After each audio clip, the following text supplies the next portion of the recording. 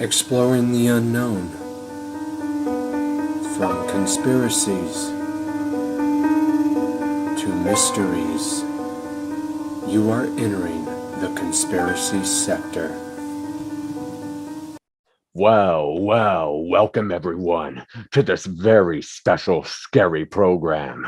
I am your host, Aubrey Batchelor, and sailing the spooky ship of knowledge with me is Chris Jacobs, and you are entering the conspiracy sector. Hi, everybody. I hope you've been well since the last episode, and welcome to spooky season. This is always here, so I'm not reverberating through the mask. This is always Chris and I's favorite time of the year, just because the veil is at its thinnest. And what does that mean exactly, Chris? Enlighten them. Oh yeah, when the veil is at its thinnest is when you start seeing things not only from other dimensions, other frequencies, and other realities, including the multiverse, start to kind of bleed into reality. Just like if something's happening in another universe, you're starting to actually see some of the bleed through. Like if also ghosts, phantoms, and even demonic entities, aliens. Doesn't matter. You're starting to see the different frequencies starting to interact more around this time, approaching the Samhain or Samhain time frame. The All Hallows Eve time frame, it starts to kick up. The solstice, the winter solstice has it too, but not as strong as Halloween. So this is actually a stronger time of year than even the winter solstice.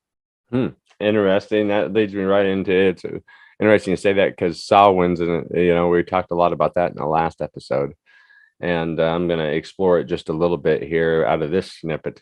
And this also comes, I know I told everybody I was going to refer to this book again in future episodes. This is out of the Signs and Symbols source book, which from last episode is taking us to here right now. So the last one was a pre-Halloween episode. This one is our Halloween shebanger. So it's time to get spooked out, everybody. Halloween is the abbreviated term for All Hallows Eve, the day before All Saints' Day. This was the church's attempt to associate their own saints with the time of the pagan spirits.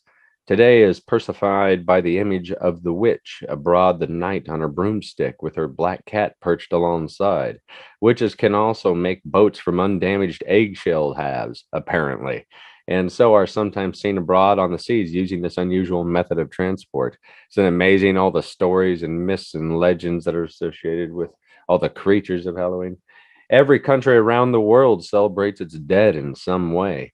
Halloween is one of these celebrations. Effectively, it's a Christian hijacking of the older Samhain festival, one of the festivals that formed the eight-spoked wheel of the year in the pre-Christian Celtic world, the cross-quarter day that marked the Feast of the Dead. And that's interesting, too. I had no idea about that. Have you ever heard about the wheel of the year?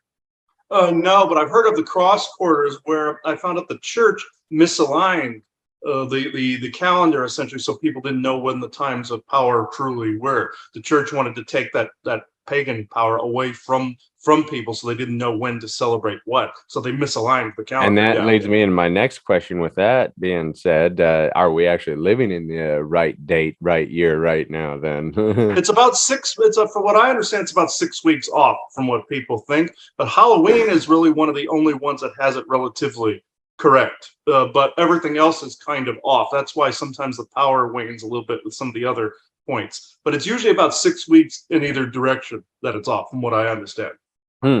Interesting. Mm-hmm. A Night of the Living Dead is celebrated in all parts of the world at about the same time, a symbol of the end of the harvest, the closing down of the year, and a time of death when leaves begin to die. It's right around us, like I said. And then winter sets in and things really begin to die. It's a reset in nature. And that's kind of the amazing thing, though, Chris. That's why the veil's at its thinnest right now. The To answer the changing of the question in the seasons, where beginning. it's going from full of life and the leaves on the trees to slight decay and change over to rebirth is what it's doing. Yeah. And like it says here, this is the time of the year when the veil between the worlds of the living and the dead is at its thinnest. The ancestors are honored and their spirits are believed to be able to communicate with the living more easily now than at any other time. Divination in the form of necromancy, seances, etc., is likely to be more effective now than at any other time, too. There are certain rituals that guarantee entry into the other world. One of these is to find a tumulus or similar place that has fairy associations and run 9 times around it. So here we are in a numerology again, and it triggers this paranormal event to possibly occur. The Mhm. home is traditionally decorated with things that are intended to scare away the demons that abound at this time. However, these items often look pretty demonic themselves because it's the time of the pumpkin harvest. The large orange vegetables are hollowed out and have faces cut into them that are lit with candles, jack-o'-lanterns. There's another symbol of Halloween, Mhm. cats, bats, all these spooky, scary creatures, which we'll get into a little bit later. Sometimes Halloween is called Nutcrack Night.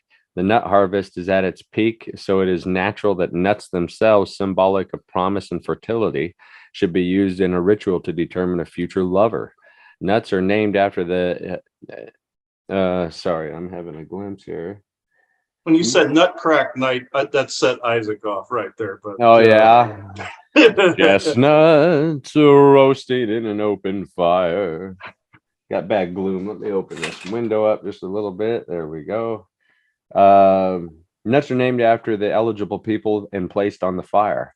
The first one to crack in the heat of the flames signifies the lucky future partner. Apple bobbing, too, is a popular pastime at this time of year. Instead of bobbing for apples, you could just waterboard the person while they're bobbing for apples. Grab it! Get that big apple! But yeah, so there's another kind of fun little festive thing you can do. Don't torture anybody, but just bob for the apple and get it. Festive torture. I heard Isaac go. Oh, Nothing says the holidays like waterboarding. there's nothing wrong with a little bit of festive torture. I mean, come on, bring the family over for a food fight. Why don't you? But yeah, all these fun things to do, all these spooky things to do in Halloween. And like I said, when the veil's at its thinnest, like the book says, like we said, now's the time to try to communicate with the other world. This is always our favorite time of the year for go on ghost hunts whenever we were together, just because you can just feel it in your soul. You can see the proof right in front of you, the evidence right in front of you. You have more EVPs, it seems. You'll have just more creepy feelings. You'll have more. We had cold spots, just weird stuff that happens this time of the year. Oh yeah, we've seen several things happen this time of year. We've been clearing our house out, and I have never seen the like of some of these energies before. That even on other Halloweens, it has so amplified right now. Us having to clear things, us having to find like either haunted objects, haunted things that don't serve us. It is speeding up. We've even seen road phantoms. I'll get into that later when you get into that part. But we've seen a plethora of ghostly things, and also there's a strange calm in the eye of the storm right now too. It's this we've created this bubble where you feel it's almost like you're in a temple, and that's how we like it. But when you go outside of it, you get hit with the edge of the hurricane, and it's just this enormous like explosion of energies, and you can feel how the seasons are changing over. You can feel like as the leaves are falling off, you can feel the decay going into like the winter, starting this winter slumber essentially, and that changeover to where it'll eventually be a rebirth. You can feel that along with the veil thinning, and it is a very intensive time of year for those that are sensitive to it. I know that the majority of our ghost hunts and everything, not exactly in the month of Halloween or on Halloween, but I'd say 80% of the ghost hunts we've been on have been from September to January. I'd say in that time frame, those very few months, most of our ghost hunts have occurred in that short time frame. So when the veil's the thinnest, it's around the time closest to when the veil is at its thinnest.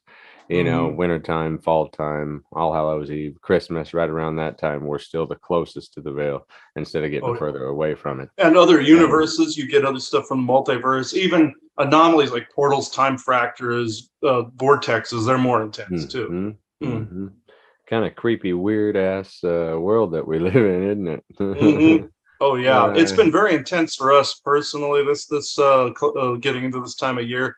Last year, ended up getting sick, and it ended up getting amplified. So it can't. So this is a misnomer that it would just amplify positive things. It's like when you go to Sedona, people think, "Oh, it's a cleansing energy." No, it's an amplified energy. You walk in there with something, it amplifies it 100-fold because of the vortexes. It's the same with Halloween. If you're in a certain state and you're unbalanced, it's going to cause some more unbalance. If you're in a state of balance and you attain that, it creates more of it and more peace. So it's basically a misnomer that it's like the cure-all. It's more like the catch-all. So you have to be in a state of balance and be in a state of complete, not necessarily just peace, but just Homeostasis. Like a homeostasis. Yeah, exactly. But also take joy in what you're doing, like Halloween, like with going out, doing your thing, either kids doing trick-or-treating or doing ghost hunts, doing things that you love to do. That will then amplify more. Doing some seances. Never have done one. I wouldn't mind attending one time. I never have done one.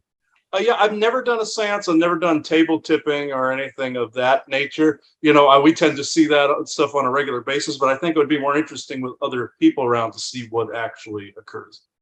I would too. Those classic stories of table lifting, where like it levitates up off the ground. Sarah Winchester in the Mystery House. Let's get into just real quick a few symbols and things that are associated with Halloween. Kind of fun little stuff. All right. And then I think we'll get into some creepy road phantoms to get in the spook session or get in the spooky season spook session mood. Yeah, we are in a spook session, that's for sure. All right. Can you see this, Chris? Yep, I can see it. Well, that's the wrong one. Let's go to this one. Can you see that? Yep. So these are all the symbols that are associated with Halloween. And, it's kind of fun. We think of witches, we think of bats. This is just a little bit of history that are associated with all such said symbols. And this is an article from kinghalloween.com. That's just kind of a cool title. But with Halloween coming, store shelves will soon be covered in festive and colorful holiday decorations. Year after year, we are surrounded by the same Halloween symbols and may even use our favorites for decorating. Why not learn a little bit more about your favorite symbols? Halloween practices and traditions can change from place to place and generation to generation, but often the symbols stay the same. Over time, cultures may forget what exactly each symbol represents, and new meanings can slowly take shape. Below is a list of modern day Halloween symbols that have been around for generations and some information about what they have come to symbolize in America. Halloween symbols. Many Halloween symbols will fall into one of three major categories. They can be symbols of the season and the harvest. Examples of this kind of Halloween symbol are corn husks, candy corn, and jack-o'-lanterns. Number two, many Halloween symbols represent death and mortality. Some examples of these are skeletons, skulls, ghosts, and graveyards. Number three, the third set of Halloween symbols represents misfortune or evil. Examples include witches, bats, black cats, and clowns. Clowns. Yeah, clowns, scary clowns, I tell you. Remember that? They need puppets and mimes in there too. Yeah. What was it like in 2018, 2019 when that scary clown phenomenon bullcrap was going on? Oh, yeah. It was what the hell? It was like a 1 month thing, 2 month thing, and then if anybody remembers that clown epidemic thing, comment below if you heard a personal story about that. Anybody that was involved with like a clown incident, or if you've ever had a clown incident since it's Halloween. I know people a lot of people spoke out against that too because they didn't want kids being scared. I was like, well, that's the point. That's why they created that. Yeah, that's interesting. So number one is the jack-o'-lantern, and the pumpkin symbol began long ago in Ireland when the Celts would carve turnips on All Hallows Eve. They would place an ember inside the turnip to keep evil spirits at bay. There were no pumpkins in Ireland, so the pumpkin symbol didn't become popular until the Irish migrated to America during the potato famine. So the face of the jack-o'-lantern, now you know why the pumpkin is hollowed out and filled with fire, but why do we carve a face on it? The reason for the face centers around the old Irish story of Stingy Jack. According to a tale, Stingy Jack lived as a drunk Irishman who played tricks on people during his life. Jack managed to make both God and the devil angry, so when he died, neither heaven nor hell would let him in. He was faced to roam the earth with only a turnip jack-o'-lantern to light his way. Townspeople began placing jack-o'-lanterns around their homes to keep Stingy Jack from coming to the door. So that's kind of interesting. That's actually very interesting, because what's very synchronistic is that we have this porcelain jack-o'-lantern my family's had for quite some time, and Joanne and I inherited it. So we put it outside with a couple of skulls that I made, like resin ones I made. I had a glow in a dark one and another one I put out there. And something told me to face it in a particular direction, like almost like a guard, or like almost like a early warning system sort of deal. And that's actually true. You can set up things like that, edifices like that, to be almost like an early warning system. We encountered this in Virginia one time at a shop. I'm not going to say which shop because this person's very picky about being talked about, but somebody had a skull outside in the main room as more of a magical kind of security camera in its own right. And you can do that with crystal balls, crystals, but skulls and jack-o'-lanterns and things like that are very efficient, even though skulls can be corrupted. Something told me to turn the jack-o'-lantern in a particular way, and that was where some weird energy was coming in. So that's actually very synchronistic. You brought up the whole Jack story there, because I'm thinking it holds its origins with things that were crossing through the veil that people wanted to kind of keep track of, and it kind of corrupted a little bit into the jack-o'-lantern story after a while. But that sounds like it sounds like that would be true. Interesting. Yeah. Let me just go back here. Boom, boom, boom. And to get back into it, another one is a witch symbol. Witch symbols are still some of the most traditional Halloween images around. The iconic silhouette of a witch riding through a full moon is one of the more popular witch images used on Halloween. Why is a witch associated with Halloween? In Celtic culture, witches were supernatural female healers. This is why witches derive from Wicca, which means wise one. And like I was reading an article one time about witches of the Appalachians. There'd be 3 different type of witches. There'd be a dark witch, then there'd be a witch doctor, one that would cure, witch spells. And then there'd be like an herb witch, one that would heal you with herbs.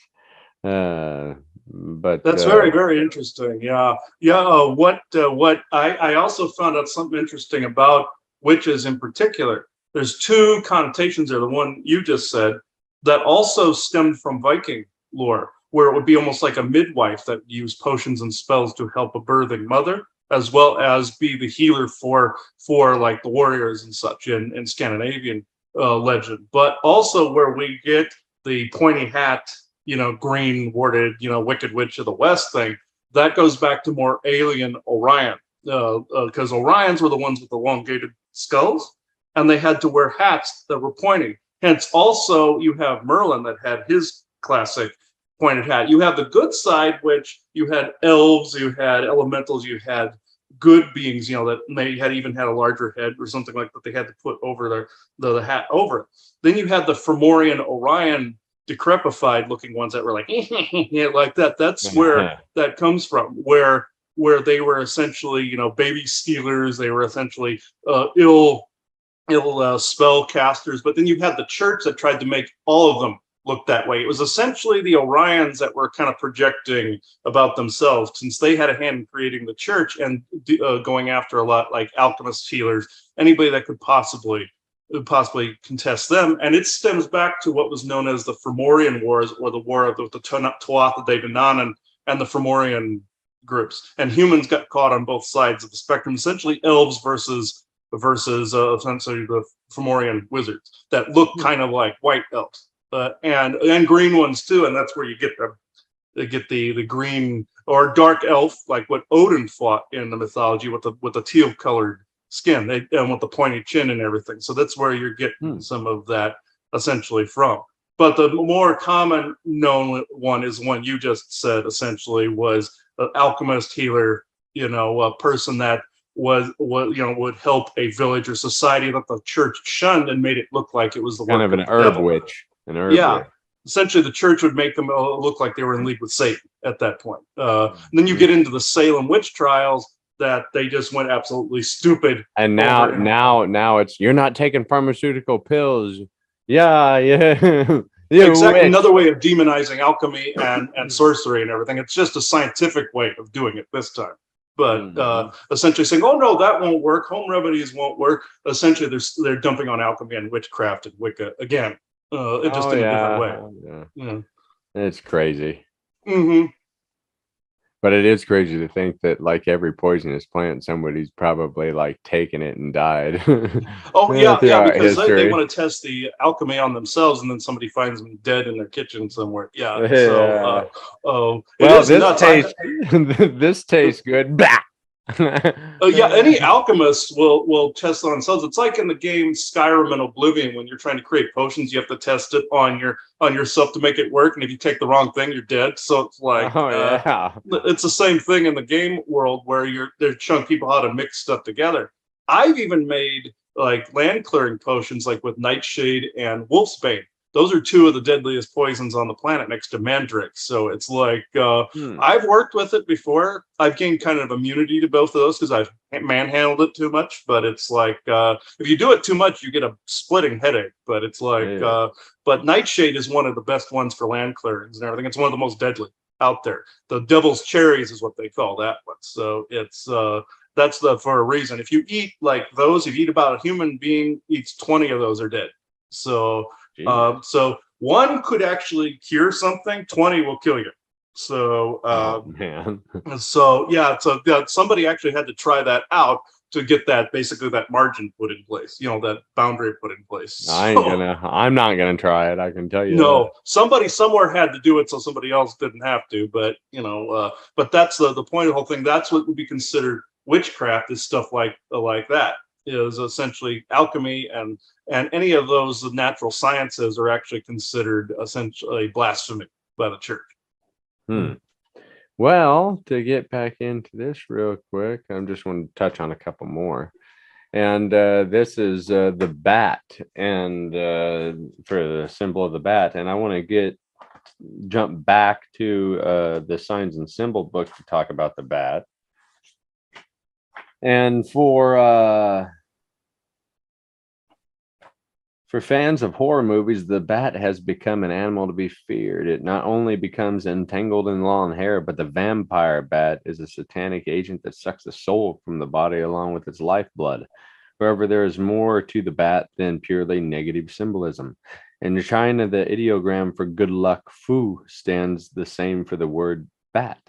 And so the animal is a lucky charm. To see 5 bats at once represents the 5 happinesses: health, wealth, longevity, a virtuous life, and a good death.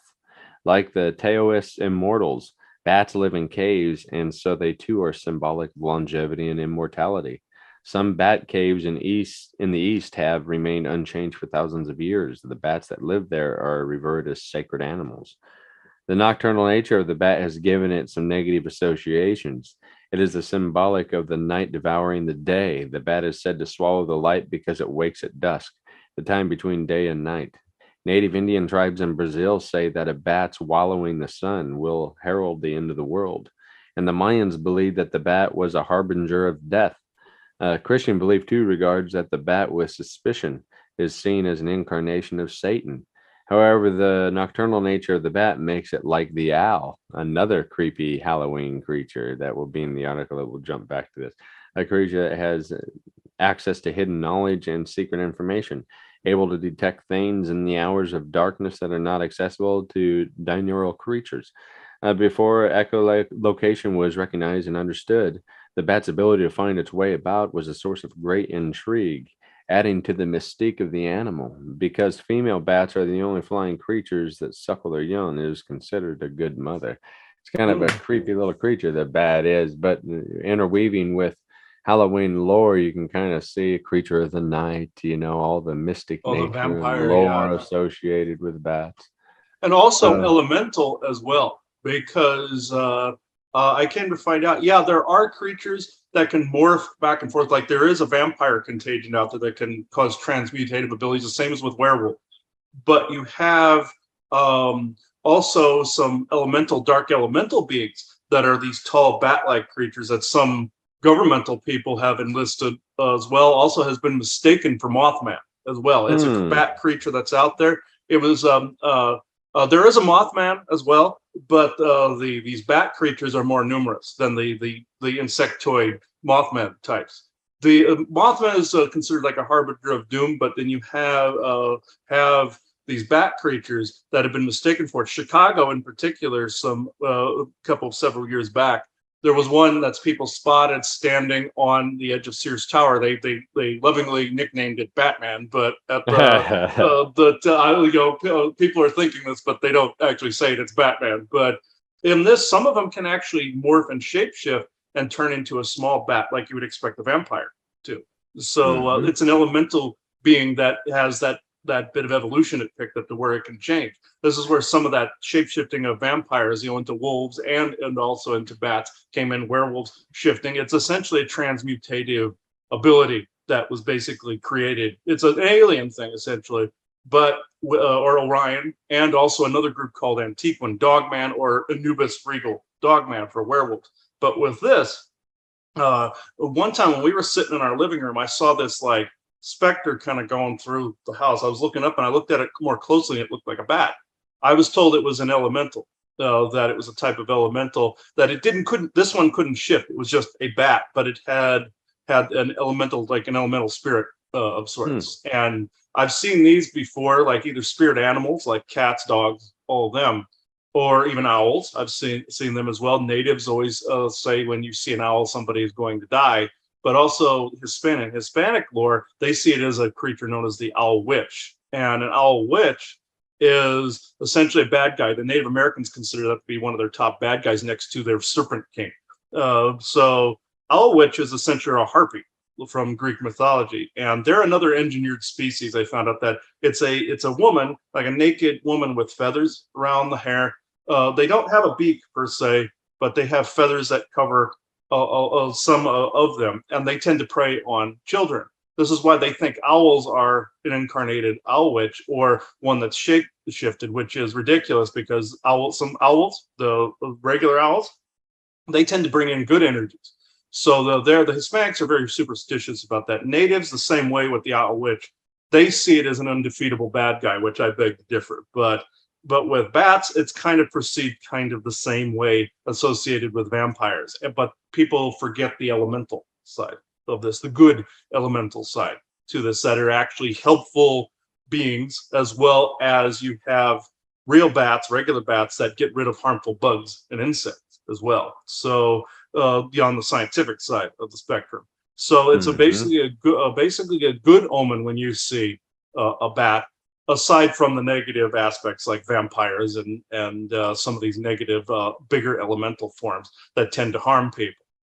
Again, where some of the missing people go, by the way, are associated with vampiric entities as well. We didn't mention that on our 411 episode. But before I get too far off to kind of cap that off, some of these symbols are actually good.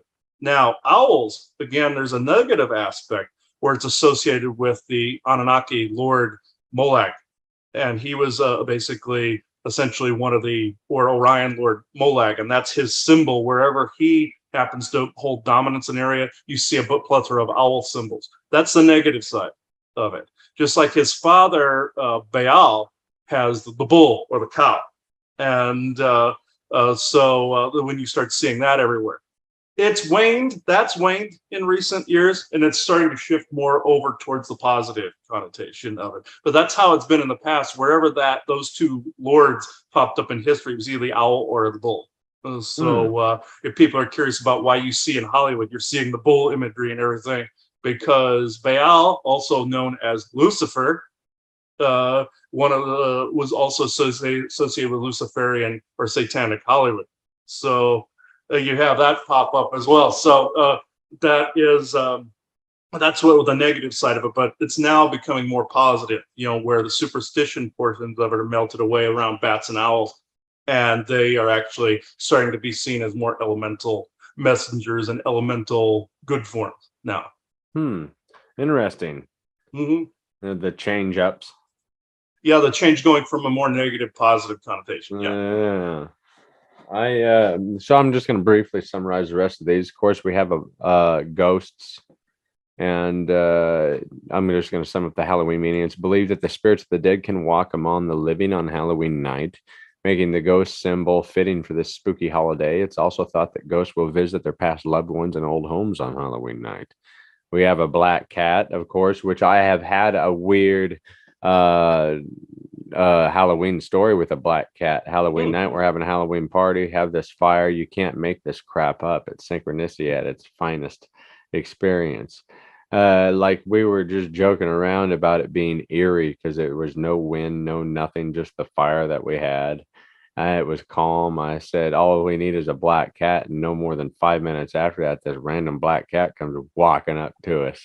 So I have had a black cat experience on Halloween. I thought that was interesting. But You were either picking up on whether it was going to walk in or an elemental was basically putting that in your playing something. Yeah. Mm-hmm. Yeah, that does happen. So yeah, we got the black cat. So in history, later in history, many believe that witches could turn into cats, and black cats became the symbol for witches' familiar. Once again, during the witch trials, cats were killed along with the accused witches for being evil. Interestingly enough, black cat symbolism is very different in many other countries where they are seen as good luck. So then, of course, we have skeletons, and skeletons have become such popular Halloween symbols that you can now get fun skeleton dogs, birds, cats, and other animals as decorations.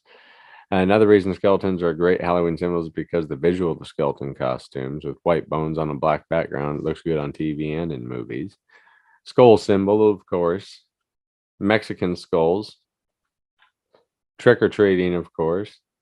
Eventually, trick-or-treating led to hungry and poor dressing up as spirits and going door to door for offerings. So it must have been kind of a hand-me-out service back in the day, according to this. Mm-hmm. There's scarecrows. That's kind of cool. Pumpkin head scarecrow. Owl symbolism. We talked a little bit about owls with the bats. Blood symbolism, of course. Like many Halloween symbols, blood represents life and mortality. It's a reminder that we are human and can experience pain and be killed. Showing the loss of blood or blood draining from a body is a direct reference to mortality and the fear of dying, which sucks, but yeah. Along with origin, black, red is often used in popular decorations to symbolize the color of blood when decorating for Halloween. Of course, we got spider symbolism in Halloween. Halloween clowns, like we talked about. Remember, if you've ever had a clown experience or if you have a clown phobia, comment down below. We want to hear. Or any other creepy stories that you might have. Mimes included in this, folks. Yeah, mimes. Yes. They can't forget the mimes. And I just heard Isaac go, a mime is a terrible thing to waste. They never shut up. Oh, and he goes, he just said, they always talk with their hands. They never shut up. They talk with their hands. Yeah. We have corn husks for harvest, candy corn here. Many of the Halloween symbols listed above are directly connected to ancient Halloween customs. Be sure to check out other Halloween traditions at this website, Keen Halloween. I'm sure it's a cool site to explore, but this is the one article I come across I wanted to share. So if you kind of were entertained and learned a little bit about some symbols of Halloween there. Mm-hmm. And real quick, just to finish up while we're on the topic, I just want to share something fun, then we can get into Robe Phantoms. I want to go back to here and go over to here. And we're going to just talk about some monsters of Halloween and some movies associated with them. So we got werewolves. We got An American Werewolf in London, which is a good movie. Chris, you like that one? Oh yeah, I saw that as a kid. I saw American Werewolf in London. Its sequel kind of sucks, but the original is an excellent werewolf movie that actually depicts that curse kind of spreading from one person to the next in that respect. So yeah. Real quick, if you have never seen the movie, just say pass. But out of a scale out of 10, let's rate each one, starting left to right. American Werewolf in London. I would say that's about. It's about a 9 there. Yeah. I would have to go with the same. When it comes to the movie, it is. I'd say 8.8 out of 10. How about Teen Wolf? I would say that's more about a 6 right there. 6. I'd have to go with about a 8.4. How It about was a good movie. I'd just say about a 6, maybe 7. Yeah, yeah. Woof? Isn't that with Anthony Hopkins, if I remember? No, it's Jack Nicholson and Michelle Pfeiffer. That's an excellent one. I would say that's about roughly 9.5 right I'm there. gonna have to watch that one. I've never seen it. So Yeah, pass. it's excellent. Very How about excellent. the Yeah. Wolfman? I know Anthony Hopkins is in this one. Benicio del Toro. That's an excellent one if people want to see a good action flick mixed with the werewolf concept. I would say that's roughly about a 9.5 as well. I'd have to agree. I really enjoyed it. I'd say a lot of people didn't, but I'd have to say all mine are very similar. I'd say 8.2. How Okay. about Twilight? We'll just go with the whole series. Even though it's accurate to where locations of vampires are and stuff like that, Yeah. that's that Stephanie Meyer, teen thing. I would have to say maybe a 3 on that one. Yeah, I was thinking like a 2.1 or something like that. So, yeah. I was being too generous. How about 2? Yeah. Yeah. Everybody watch all these others. Don't really pay attention to Twilight here. All right, now we're moving on to Dracula and vampires. Oh, so we got Dracula Untold's actually a good one. Yeah. how about this Bram Stoker's Dracula here? Yeah, that's right with Bram Stoker's book right there. I'd have to say that's about an 8. I would agree. I was thinking like a 7.7, something like that. Mhm. How about Wes Craven's Dracula? That's up there. That's not as good as Bram Stoker's. I'd say about a 6 or 7. We're Yeah. on the same path. I was thinking about like a 6.3, something like that. Yeah. Mhm. How about Blade Trinity? That was all right. That was about a 7, 7.5. I Yeah. agree. Yeah, 7.4. I agree. How about Van Helsing? I actually enjoyed that one. That's about an 8.5 right there. So We're on the same page here. I was thinking like an 8.1, 8.0, something like that. How about Mhm. I've never seen Dracula Untold. that is actually an excellent version. I wish they had made a sequel to it. I would say that's about an 8.5, 9, somewhere in there. Not to watch that one too. Yeah. All right, we got Mummies. How about I haven't seen the first one. The Karloff original is all Mummy? right.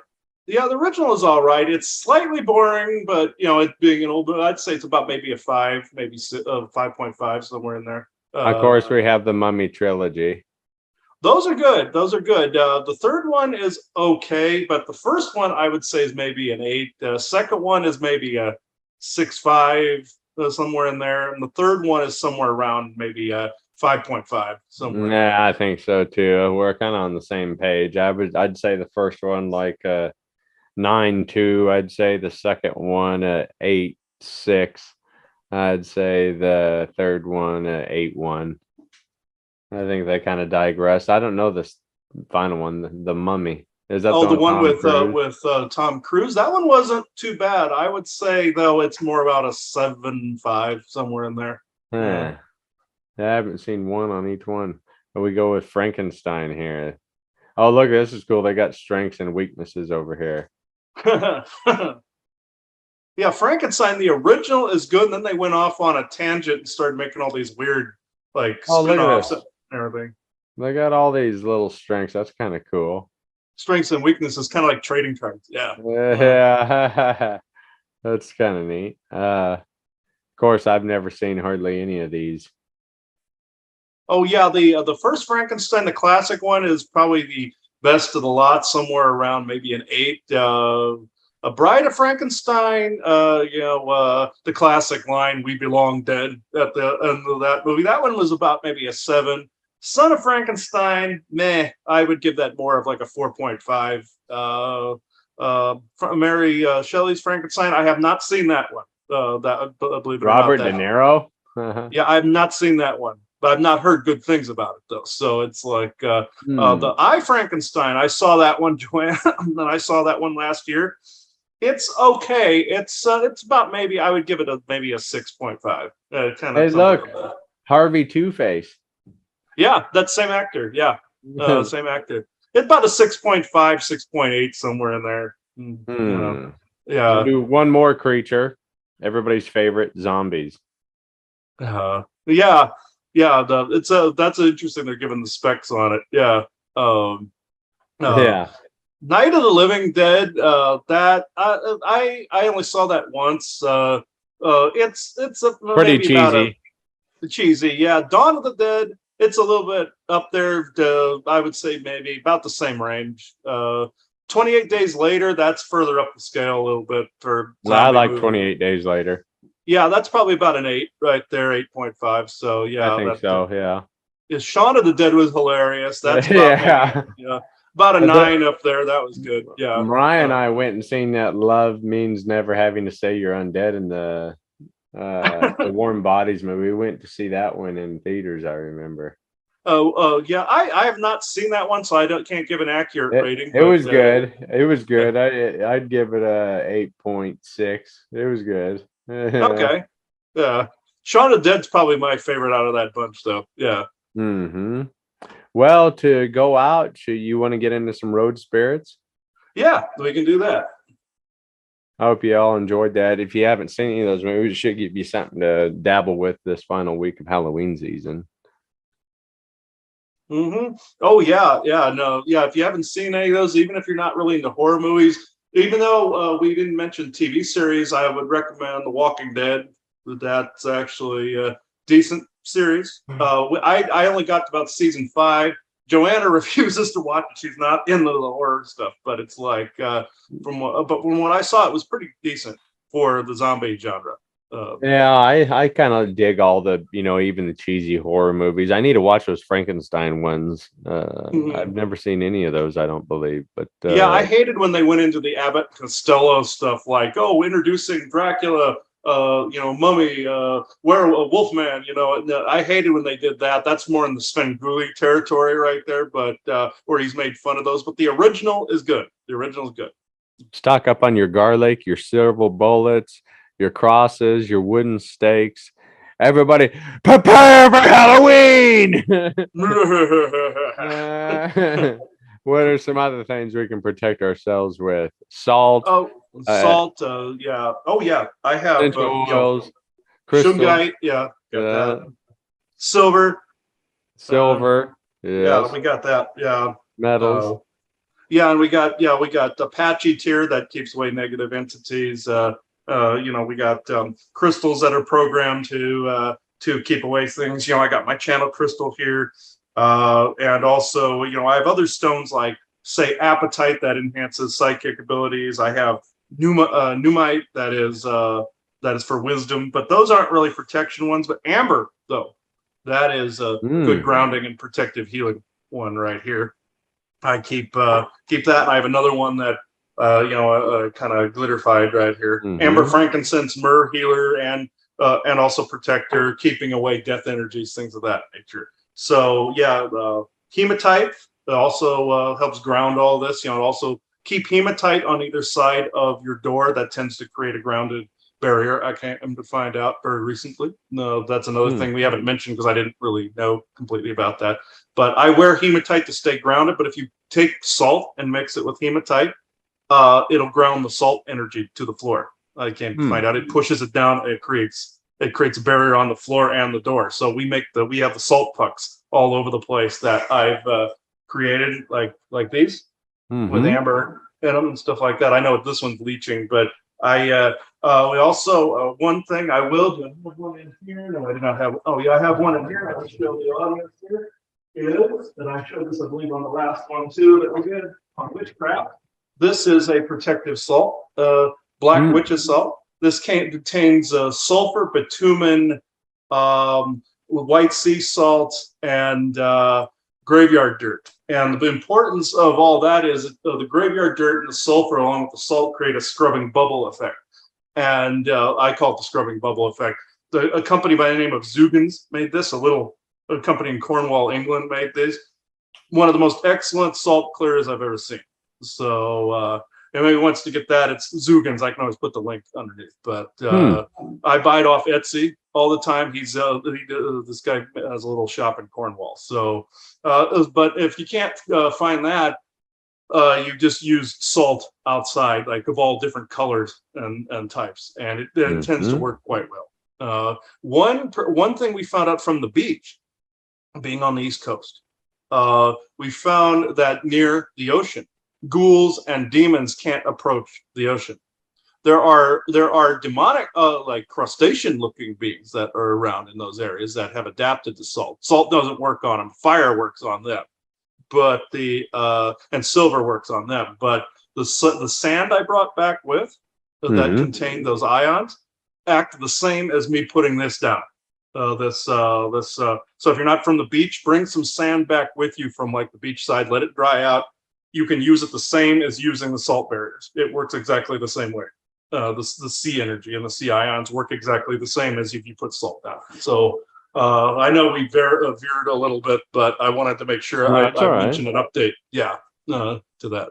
It's interesting. Give you a little bit of a protection incantation. And we used it on the front of our driveway out here. I put some salt, not salt, but I put the sand and shells from several of the beaches we went to in the crack of the driveway, and it created this sea-like energy that I felt the same as on the beach. It felt like a tide going in and out. So it was that energy was saved, and it washed away some junk that was on the property that stagnated. So I thought that was interesting, like a tide grabs things and moves things in and out. It feels the same way even now. I can feel it still outside. So it's still working. And it stays longer. The sand stays longer.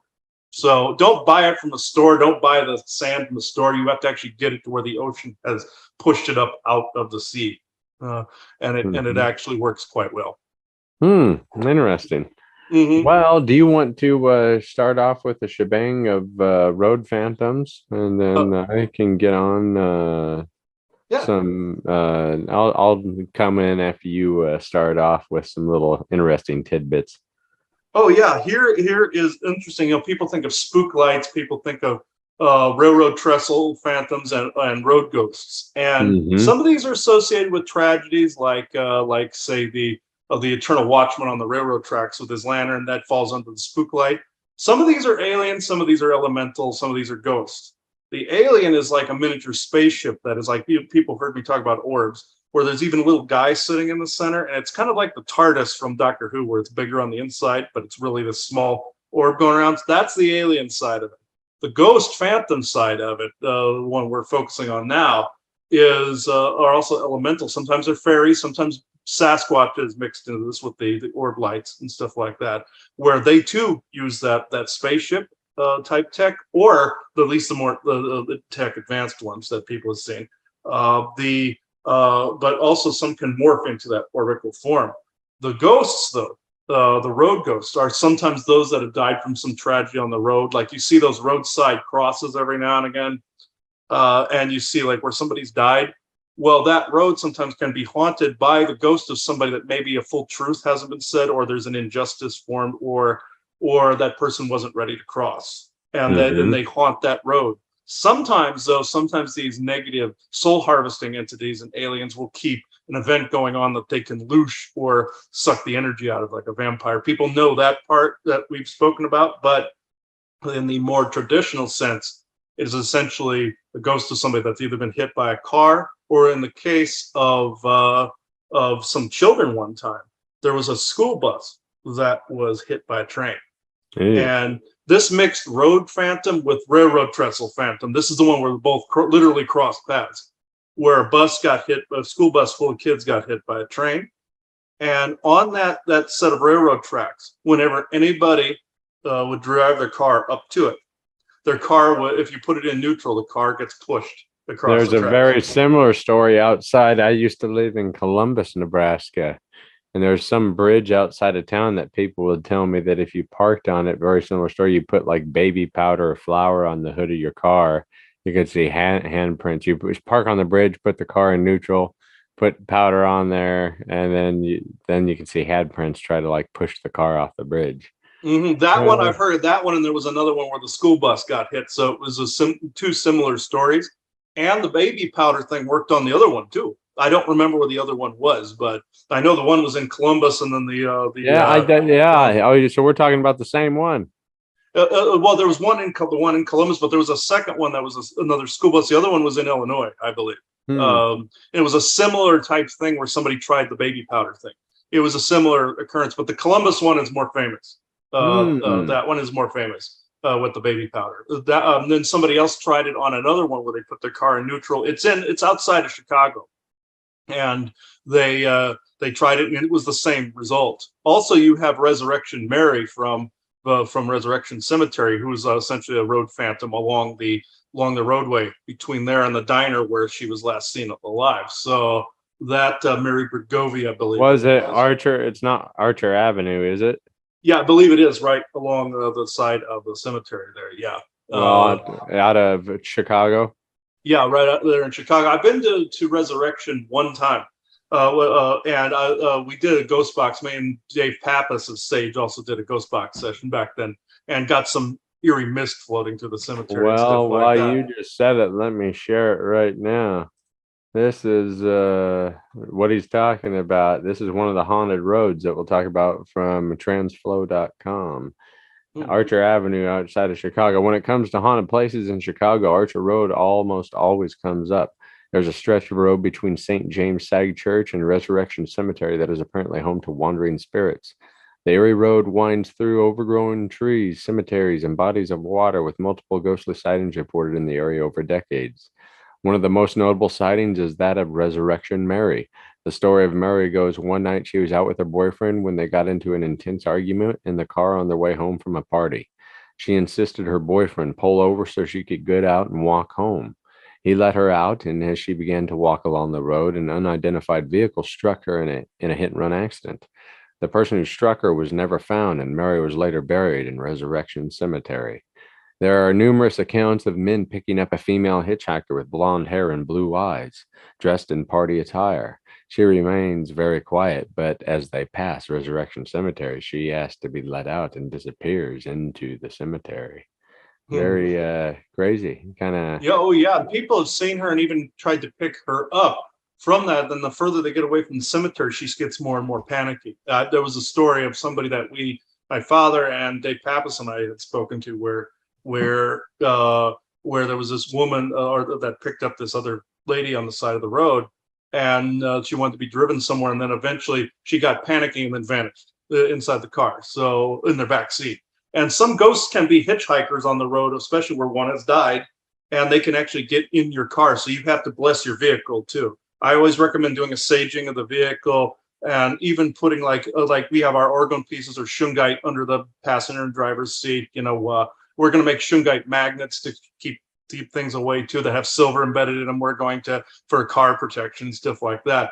But in case you don't have that, silver coins, keep them on you, keep them under the seats, keep shungite bags under the seat. Even herbs like wolfsbane and sage and everything, you can keep them in your car, and you won't get hitchhikers. But we call them hitchhikers. We got them out on the East Coast near Washington, D.C. in the battlefields all the time out there. It was pretty ugly. I called that Harvester Alley out there because we were encountering ghosts along that road from Virginia Beach to D.C. out there. Haunted as holy hell along that highway stretch by Jamestown out there and Williamsburg. Very, very haunted out there. And here's for curious people also, in this neighborhood, we live in Granville in Prescott Valley. And you wouldn't think of something new construction being haunted. You wouldn't really think of it. But as the land is being constructed, there's houses being constructed over this direction from us. You can feel the energy being churned up. And also, what hasn't settled from that, anybody that does reconstruction gets the most haunted because they're tearing up an old house, they're reconstructing the energy. In this area, also being Halloween time, Joanne and I were coming home from dinner, and we drove along the road here right towards the house, and I saw this flash, like not a light flash, but it was a human body, like a human form flash that was transparent, and somebody in a hoodie. This was somebody more than likely that had died in the area that was now visible, that was a ghost that was wandering through. I have not encountered this ghost. I usually encounter him immediately afterwards, but it was like, boom, because the veil was thinning, we were seeing this. And Joanna didn't see it. She was ironically looking down, even though she was driving, she was looking at something, and I just happened to see this. I said, oh, there was a road phantom ironically enough, because we were doing this show today. So, Well, I can somewhat relate a little bit. That UFO that we seen. Remember that I was telling you at Marco 253. I know I was talked about on the show here before, but we were just traveling along. There was a little bit of psychic phenomenon going on. Mariah was like, "What is that?" And I instantly think UFO. She asked when I get excited thinking it's UFO, it's a Little Dipper, and I'm a little bit disappointed. 5 seconds after that, like 200 yards in front of us, 100 yards up in the sky, this weird light comes out of the nighttime sky and shoots straight down to the highway right in front of us and another vehicle and vanishes. And then the car in front of us decided to say, screw this, and took off. And I'm looking for this, looking for this. Then there's that bright light out off in the distance that you see out in the middle of nowhere where you can see hundreds of stars, thousands of stars in the sky. You didn't hardly see any stars, just as bright orb off in the distance after that happened. I wish I had dash cam more than ever. yeah. Oh, yeah. I would recommend people start recording more and more wherever you go, especially with UFO instances on the rise, paranormal activity on the rise. Have a camera with you on the phone. People always say, "Well, I wish I had my camera near." Well, you have phones now. So take one with you. It's not like the days of old where you had to have 35 millimeter or if you have the old flip phones. You have these now. So the Patterson Gimlin film. Oh yeah, that, and also older UFO blurry, like Sasquatch films and stuff like that. You have these now. I'm not saying bug the forest, people. That's the last thing I would say. But in cases of aliens or spook lights or ghosts, you want to see if you can catch these things. I would highly recommend doing the due diligence of investigating some of the history behind these instances, or even earth events in an area like geological as well. You don't know what ancient culture was there prior, like native histories, tribal histories. Look into all these. You'll more than likely find the truth behind some of these. Some things were not written in history. Some things were lost to history. And you're seeing some of those fragments from missing history as well. So I would look for gaps in history, look for unexplainable like gaps in history. You more than find where some of these things came from as well. So yeah, I highly recommend doing the due diligence. Now, when it comes to the ghost box, be very careful if you're into this, because go at about maybe 3 or 5 minutes per session. Don't do it in your home. Go somewhere else that you know is haunted. Try that out. You might get aliens, you might get military, you might get AI, you might get also the ghost. You'll get any beings that are following you around. Well, we've had that before as well. Mixed bag, but you will get something with that. Yeah, interesting. I'm trying to think. There was this one video I seen in Fact or Fake, that paranormal show on Discovery Channel. There was about a road phantom of where, I think it was a police officer chasing this car, and then this car like goes through a fence and it's on the other side of the fence. Like, no, how did it happen with no fence damage or whatnot? And I can't remember what happened to that, but I don't know. I know that there's been some interesting stuff caught on different shows that I've seen of road phantoms. Something running across the road, and the phantom vanishes, when the car gets up to it or whatnot. There's been some pretty legitimate ones, but then some obviously fake ones, that you can just tell there's a lot of disinformation mixed in like that. Sometimes with the alien stuff, the government will mix in and dis and misinformation, and there's some people who are confused. But with a ghost car, sometimes that's holographic AI junk to cause accidents. One of the most common road phantoms out there that of people that have the sight will relate to this, where I would always see a partially visible person try to run and jump in front of my vehicle when I was still driving. One of the reasons I don't drive anymore, folks, is because this crap happens. Or else I'll see a ghost vehicle try to come up from my left or right or something. This is what happened when I lived in Tempe years ago. When I was not only would I see almost like a person jump in front to where you would feel the like you drove over somebody. Or like a transparent vehicle would come up to you, and it was really like a phantom from somebody else that had driven past there that was maybe heavier in energy, and you were just seeing another point in time. Or it was we call the binary network that was causing some of this alien built and government built mind control junk as well. but with phantom cars and phantom people. The most famous one that they even caught this on one of those shows one time, Paranormal Caught on Tape, I believe. And Mhm. what Maybe was that's the show I was thinking of. Paranormal Caught on Tape.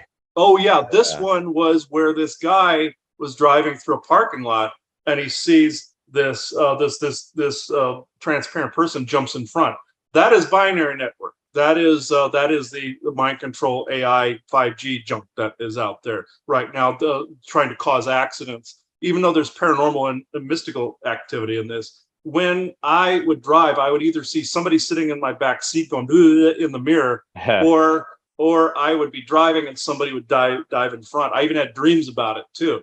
What happened was Joanna got kind of miffed at me because she saw I wasn't driving places after a while, and she got miffed, thought I wasn't picking up part of the slack of doing stuff during the day and all this other stuff. She was really pissed at me, but I was like, no, I wish you would experience this so that you would know what I'm talking about. Mhm. What happened was she put it out there. She goes, I want to see what he's seeing.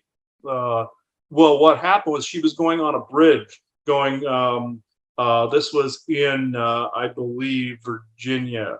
And she got miffed at me before this, but she was full believer after this, where she was just getting on this bridge. It was in Virginia going into, I believe it was Newport News. And also she was doing something in Virginia that day. And she saw this person on the other side here of just starting out on her right side. And Mhm. transparent person, fully visible, but maybe 60% visible or 70% visible, ran in front of the car and then fell forward and disappeared. And she felt a doo-doo, like she ran over somebody, and like boom, like a bump, like a speed bump, or like you just hit a pedestrian. And what happened was she's like, "Oh my God, that's what he's seeing," you know. And from that point on, she didn't heckle me about that anymore. After she experienced that, nobody else behind her saw it. They were going trying to get her to move, and they didn't see it. It was meant for her to see, so she was convinced of what I was looking at. And so when I was driving around in Tempe, I got into a couple car accidents over this crap too. People swerve, and you also see this on a tape as well. There was an accident they used in court one time in somebody's accident case where they claimed I was swerving to avoid a person, and then on the camera nothing's there because the bad guys wanted to set somebody up. One more thing that have to do with this concept, and this is probably the creepiest of the entire bunch, appropriate to Mhm. Halloween. And this is something I saw with my physical eyes. Me and Joanna were driving. It was still here in Prescott Valley, but it was more of a side street. And it still had heavy traffic, but it wasn't on the main drag. It's kind of like in Lincoln where you have O Street, and then you have like N and all those off to the sides a little bit. It was Mhm. kind of like that, but where we were on one of the side ones. And we saw the cars, people were acting really weird. Like some people were going through red lights and people were The almost hell? swerving. Driving swerving 20 and feet hitting- over their head. Huh? Driving 20 feet over their head. Yeah, something like that. Yeah, it was weird. People were swerving, people were almost hitting each other. And then I looked to my right on the sidewalk. And over to my right on the sidewalk, there was this blue figure standing there in a blue hood. And it was a man, but I could see his chin. He had a goatee like mine, but his eyes were covered, kind of like the Emperor in Star Wars, where you saw the hood kind of go down over the eyes a little bit. I looked over at this guy, and he was pointing at traffic, just pointing. And then I quickly realized this was an entity, not a man. And I could see him fully physically there, no see-through or anything like that. And I looked over at him, and in my mind, I reached out and chopped his head off. And as soon as I did that, like what I do with demonic entities, I just visualized a sword and went and cut his head off. He vanished immediately and just went poof. And when I did that, the traffic all went back to normal and everybody was fine. And so that was the creepiest road phantom incident that we had here in Arizona. He was physically there, and if I could describe the robe, it was like blue, kind of like you'd expect a wizard's robe, but it's like it was like silky, like off blue. It wasn't quite like like vibrant blue. It was like this dingy blue, shiny, dingy blue, and Kind of it was interesting. creepy. Kind of interesting. You and I both kind of had a Road Phantom sort of event with this episode, being a Road Phantom episode. Yeah, and I'd forgotten. I'd almost forgotten to talk about that one. But that's the creepiest thing we've encountered in this area was that. Hmm. That was more alien, I believe, but it was still interdimensional. But it's kind of mixed with Road Phantom, alien, dimensional. It's kind of all rolled into one. But Well, why don't I share a couple more locations for those haunted roads? Then you want to bring Isaac in for a few yeah, questions? we can do that. Yeah, that'd be Okay. great. Yeah. Let me go back to here. Go up here. Booyah. So we talked about the one in Illinois. I just want to talk about a couple more to give some people across the states a little bit of a in-depth view. So this one comes from Haynesville, Maine, Route 2A. In 1967, there were apparently two young girls about 10 years old who were struck by a vehicle and passed away along Route 2A. The story claims that one of the young girls hasn't crossed over to the other side and still roams the road. Over the decades and even in recent years, multiple drivers have mentioned seeing a young girl wandering around the side of the road at night. Some drivers have even reported pulling over and trying to assist the girl by offering her a ride. A few claims say the girl got into their vehicles, but shortly after driving away, she disappeared right there beside the driver in the passenger seat with a car moving. That one's about as creepy as could be. And then we'll jump over to, how about Pennsylvania? A lot of them are on the East Coast down here, surprisingly. Let's go down to A Tampa. lot of East Coast phantoms out there. Yeah, most definitely. Oh, goodness gracious. Let's go to Tampa for the Sunshine Skyway Bridge. This 5-point-mile bridge connects the city of St. Petersburg to Manatee County and acts as a line that separates Tampa Bay and the Gulf of Mexico. Whoa, baby. The current standing bridge is not the one that was there 40 years ago. The previous Sunshine Skyway Bridge was struck by a cargo ship in 1980 during a thunderstorm. The impact caused a section of the bridge to collapse into the water below, taking with it a Greyhound bus and several cars. 35 people passed away as a result of the incident. Holy Toledo. That's nuts. Sightings of ghosts wandering the old sections of the bridge now used as fishing piers have been reported, with some people even claiming that they hear what sounds like a bus coming toward them, followed by just a gust of wind and a smell of gasoline. A recurring story talks about late night motorists who have spotted what appears to be a woman standing alone on the bridge around midnight. Some motorists have claimed to have even picked her up to give her a ride and expressed that she became extremely nervous in the car, wanting to get to the end of the bridge. All claims said she vanished from the vehicles before the motorist could reach the other side of the bridge. Creepy. So yeah, there's some other road phantom kind of sightings throughout the United States that if you're we drove past that too when we were there. Did you? Yeah, we drove past that by Tampa, and I was wondering what this was, and it felt creepy to me. Now that was a synchronicity because you just mentioned it. So very cool, very cool. That's a residual hearing the engines and the horns and all this other stuff. That's residual from when the incident happened because it was so impactful, and so anything that's very tragic like that holds a big imprint. So that's like battles, things of that nature, that some demonic entities harvest off of. But in this case, that's an imprint that people are feeling for the most part.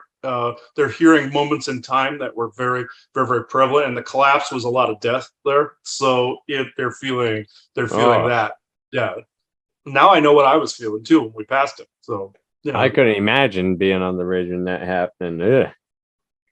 That's like the Point Pleasant one with the Mothman, in West Virginia.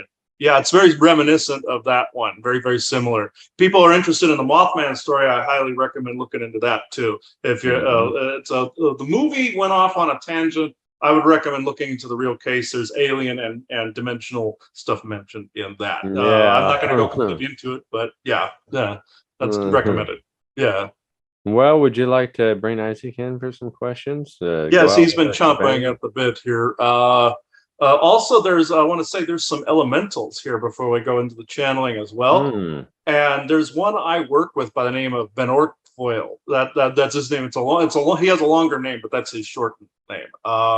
He's an elemental that deals with the changing of the seasons. Like he basically deals with decay portion of it to make sure that the balance of nature of the seasons takes place. And very similar to the game of Kingdoms of Amalur, if anybody's played that, where you see the Fae in it going with the changing of the seasons from summer to fall to winter and then back into spring. So he does something very similar to keep the balance. And he always would tell us like poisons and stuff like that, like things like weed killer, stuff like that would interfere with natural decay of nature. And that's what he would say. He was here in the beginning when we were talking about the changing of the seasons. He's not, I don't know, I asked him if he wanted to speak today, but he's like, he just wanted to make sure that people understand the balance of nature and why one season has to pass into the other, where it constantly, it's a change, it's a completion of a cycle in the beginning of a new one. That's what he wanted to say there. He when he channels through me, he tends to stick to the back of my head because he's very small. He's about this big. And tiny. He literally can hold like an action figure to the back of my head while he's talking. And it's kind of weird because it feels like you feel like almost like a spider hanging off the back of your head or something. But it's like, but he looks about the size of a leaf, and if you saw him, he would look like a dead leaf blowing around. And he disguises himself as dead. Him and his people disguise themselves as dead leaves, and it's a perfect disguise. I know you're not the one talking today, Ben Ortwell. It's Isaac, but yeah, thank you for coming through and acknowledging that. He's really cool. You've probably seen his people before and not realized. So probably. We did an episode, basically putting a finger up to the wind. It was called. If people want the lifting episode, if people want to see, where Ben Ortwell was talking about elementals and such like that, like himself. So Isaac, did you want to come in? Okay, man, the energy is quite high at the moment today. It's up Ramped there. up. Yeah, I've revved up. It's like fired up here. So I'm getting goosebumps all over. So yeah, it's a very good high energy. So a chill. If you get the chill and the goosebumps, that's actually a good thing. So it's when you burn up is when you're being burned out by the different energies. So good distinction there. So Isaac, did you want to come in? Yes, I know. If I shut up, you can come in. Yes. He always he heckles me constantly, so we call him the court jester of the galactic world, or Carrot Top, whichever you prefer. His hair is quite red. So somebody called him Bozo the Clown. We were just mentioning clowns. So man, there's a lot of elementals here today and fairies and everything. Wow. Okay. All right. Let's see. Isaac. Ooh. Through the crystal, if you would, please. Yes, you understand, yes.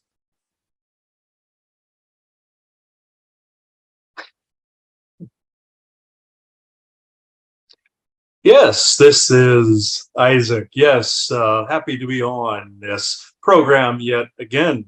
The phenomenon you call road phantoms and also the creatures of the night are actually some that people will see more and more, given the approaching of the veil. The veil's most thin, as you would say.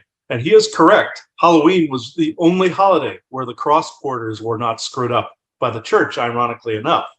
It was not all completely offset like Christmas or like the spring equinoxes and the like. And also your fall equinox was slightly offset, but Halloween and the Samhain, you say, or the Samhain or Samhain time frame is something that was kept relatively intact with maybe only a slight variance. Some people would find that strange or hard to believe, but the earth and benevolent earth mother, you call her, and nature wanted to keep that one relatively intact. The road phantom observation, be it alien, be it elemental, or be it ghost, will pick up pace in the years to come. You will start to see either some of the injustices in the ghost world, such as what happened in 2020 and the like, or road phantoms where people were hit by cars and the like. Even your Resurrection Mary, people will start to see more and more of that until that situation reaches its point of resolution. These situations are wanting resolution and transformation, like dear Ben Ortwell said in the changing of the seasons. You must have a changing of the seasons or a resolution to an energetic instance, be it karmic, be it changing of the cycle, be it ghostly, be it alien, anything. History is coming back alive again for that reason alone, as well, for that particular reason, where certain things were injustices and hidden histories in the past. Even with your missing people, certain things will start coming to light. Your road phantoms, for instance, will be one of the first phenomena that will gain even more prominence than it has now. So I can go into questions if you like. Yeah, excuse me. I need a drink. Yes, when you are done choking. Yes. Oh boy, howdy.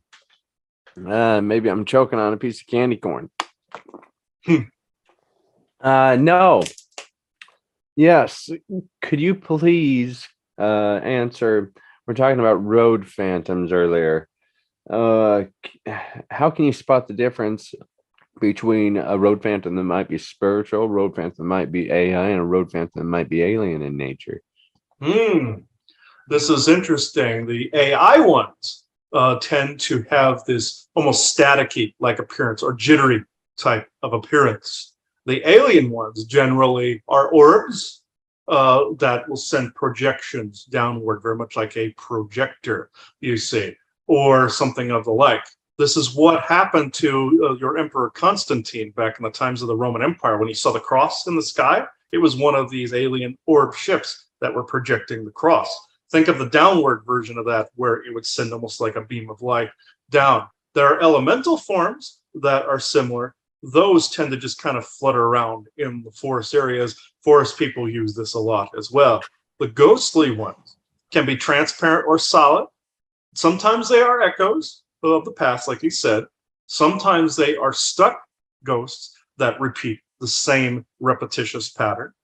Or in this instance, they will have a certain spiritual quality or situational quality to them. They might have a seasonal significance, or the person is pretty much stuck in a pattern and they need to get out of that particular routine, such as your resurrection Mary. But in that instance, those ghosts will sometimes be solid, very much like in your Pele mythology, where they see Pele walking along the side of the road and she wants to be picked up. She's checking to see if people still have their compassionate side intact and have not lost this. She does not like those that have lost the ability to care for one another. In instances such as this, sometimes those are elementals, but that is a difference. AI is jittery. The other is more of a repetitious type, and alien also is more like a beaming type of effect, or some kind of really hollow type of light show effect, Like very a much like your projection? Mount Shasta, where it attracts light, where it has a light show that attracts. There is alien tech involved in this. The ghosts are the ones that people should really be focusing on to help that energy along. Like I said, it's being uncovered for a reason. But if you happen to catch the aliens at work or the artificial intelligence at work, by all means, oust them as well. Very interesting. I always wondered, because it'd probably be hard to spot the difference between the different things that are causing things to happen. Oh yes, if you feel that there's certain energetic differences, the AI will feel more hollow. The aliens one will be slightly more hollow, but you will feel a physical presence there. That's another way to detect. The ghostly one will always have some emotional upheaval or some kind of energetic emotion that is attached to the place as well. That is also the major difference. Very interesting. What are the top 3 ways you believe that a person can protect their homes protect their homes when the veil is at its thinnest? Interestingly enough, you've mentioned salt being one. Different colors preferably mixed together, but you can have the black witch's salt to the white, to the red, to all in between. Mixing them these together works. He discovered the sand, of course. Silver is another one. Shungite, he's also discovered this. Amber, frankincense, and myrrh is another one. But if I had to say the top protective technique that he said, other than his Shungite devices, which are above board, the original traditional type would be salt and silver. Those would be the Hmm. top uncorruptible elements of all time, aside from him making his alchemical mixtures. Very interesting. I what is some plant medicine around this time of year, like harvest wise? What's harvested during the fall that you believe could be used medicinally, would have the most medicinal benefit towards human beings? Some of your sages and lavenders would be good. They're good clearers, but they're also good medicinals, as well as a lot of your flowers. If you're wanting to get into more of the ingesting of it, I would have to again say lavender. You have some of them on your property. You have your hibiscus flower. You have also the stevie plant, things of that nature that are actually worth looking into. Your spicy plants, such as like say your jalapenos, habaneros, they get energy flowing quite well. Not only do they help keep away pesky insects you don't want around your house, or snakes and the like he's found out here. Some of those spicier foods help with digestion. They help with also your brain functions as well. So you're already into a lot of these particular alchemies yourself. He himself has to get into more of them, but also anything that gets the brain synapses fired up and you're balancing your energies, such also your lavender, sages, but also your spicier plants, like what you're looking into, things of that nature. Oh, interesting. Well, thank you. Appreciate you for popping through.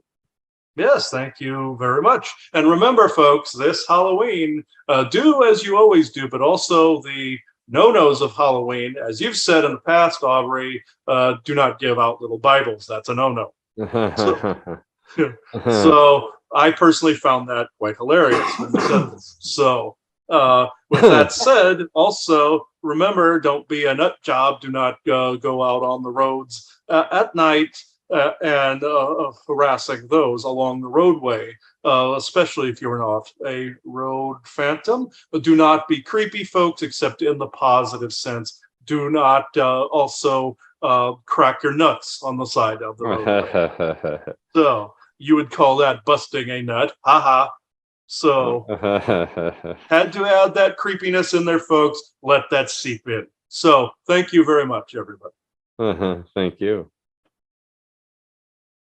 Of course, he would have a sexual joke. All right, but he was itching to do that. He does that. He does that to get me used to talking like that. So it's like he does that constantly to make people uncomfortable. So they get